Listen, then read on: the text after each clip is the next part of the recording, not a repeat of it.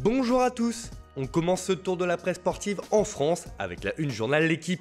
Si le quotidien fait ses gros titres avec le retour de la Liga et notamment le mano à mano entre le FC Barcelone et le Real Madrid pour le titre de champion, il y a une information qui ne va pas échapper au Paris Saint-Germain.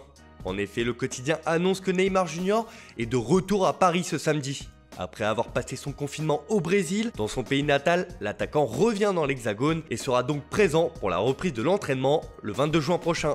Le quotidien sportif précise que Thiago Silva, Edinson Cavani et Keylor Navas sont également attendus en France d'ici à mardi afin d'éviter toute quarantaine obligatoire.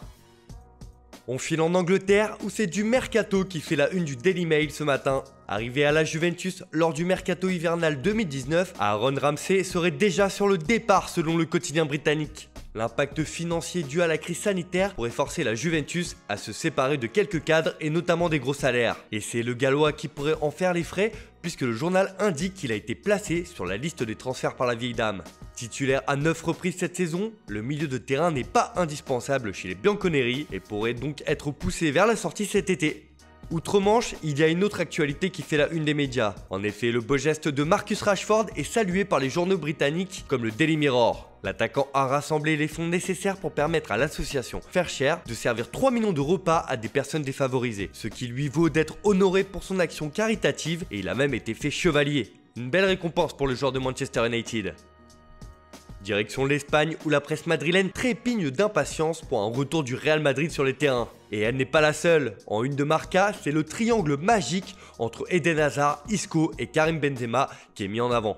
Et selon le quotidien, ces 3 joueurs qui pourront être alignés dès dimanche contre Eibar excitent Zinedine Zidane. L'entraîneur français a de grandes ambitions pour la fin de saison avec ces 3-là et veut planifier son plan de jeu avec leur qualité. La formule a déjà été testée avec succès à Bernabéu contre le PSG en Ligue des Champions et avant la sortie du Belge sur blessure, les merengues avaient montré qu'avec ces 3-là, ils étaient redoutables. D'ailleurs, le technicien français fait aussi la une du journal AS qui revient sur sa longévité à la tête du Real.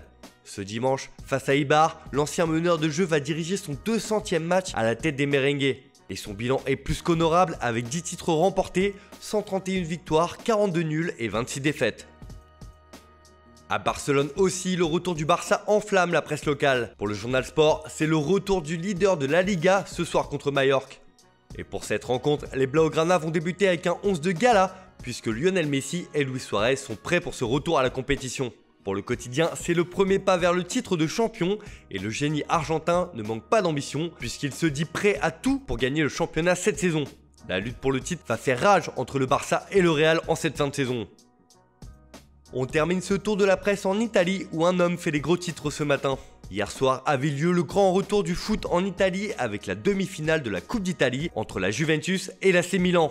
Un match nul et vierge 0-0 qui aura surtout été marqué par le pénalty raté de Cristiano Ronaldo. Après 3 mois sans but, le Portugais a manqué l'occasion de faire trembler les filets à nouveau. Si la Juve est tout de même qualifiée pour la finale à Rome la semaine prochaine, le Quotidiano Sportivo n'est pas tendre avec le quintuple ballon d'or. CR7 trahit, pas la Juve, titre le journal.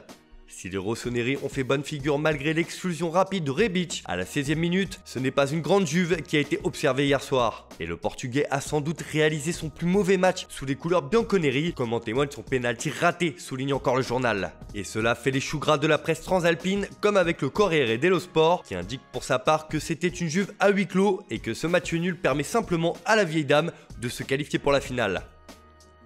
Voilà, c'est tout pour aujourd'hui. Merci de votre fidélité. On se retrouve dès demain pour une nouvelle revue de presse.